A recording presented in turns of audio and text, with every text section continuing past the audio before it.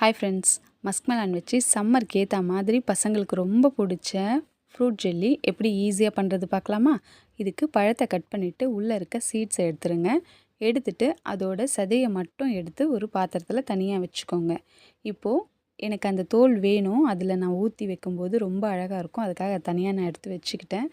இப்போது இந்த பழத்தை நீங்கள் ஒரு மிக்சியில் போட்டு தண்ணி ஊற்றாமல் நைஸாக அரைச்சிக்கணும், தண்ணி கொஞ்சம் கூட சேர்க்கக்கூடாது. இப்போது அரைச்ச விழுதை தனியாக வச்சுக்கோங்க. ஒரு பாத்திரம் எடுத்து கடற்பாசியை போட்டு அது கூட தண்ணி ஊற்றி நல்லா ஊற வைங்க. கொஞ்சம் ஊறட்டும். இல்லை நீங்கள் மிக்சியில் போட்டு பவுடர் பண்ணி கூட தனியாக ஊற வைங்க. பால்லேயே டைரெக்டாக போடலாம், ஆனால் அது கரையிறதுக்கு ரொம்ப டைம் ஆகும். இப்போ நீங்கள் தண்ணியில் ஊற வச்சிங்கன்னா பால் கொதித்த உடனே அதை மிக்ஸ் பண்ணிட்டா உங்களுக்கு ஈஸியாக முடிஞ்சிடும். அதுக்காக தான் தனியாக ஊற வைக்கிறது.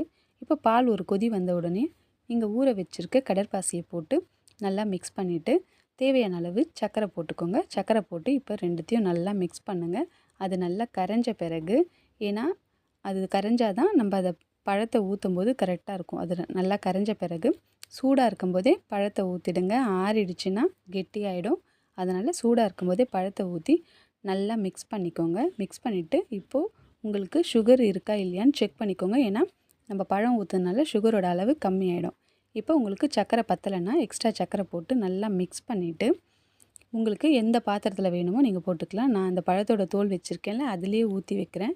அப்போ அது பார்க்க ரொம்ப அழகாக இருக்கும். அதுக்காக தான் உங்கள்கிட்ட எந்த பாத்திரம் இருக்கோ, எந்த ஷேப் வேணுமோ அதில் போட்டுட்டு ஃப்ரிட்ஜில் ஒரு மணி நேரம் வைங்க. அவ்வளோதான், சூப்பரான ஜெல்லி ரெடி. பசங்க விரும்பி சாப்பிடுவாங்க. இதே மாதிரி ஈஸியான ரெசிபிக்கு என்னை சப்ஸ்கிரைப் பண்ணிக்கோங்க. பாய். தேங்க்யூ.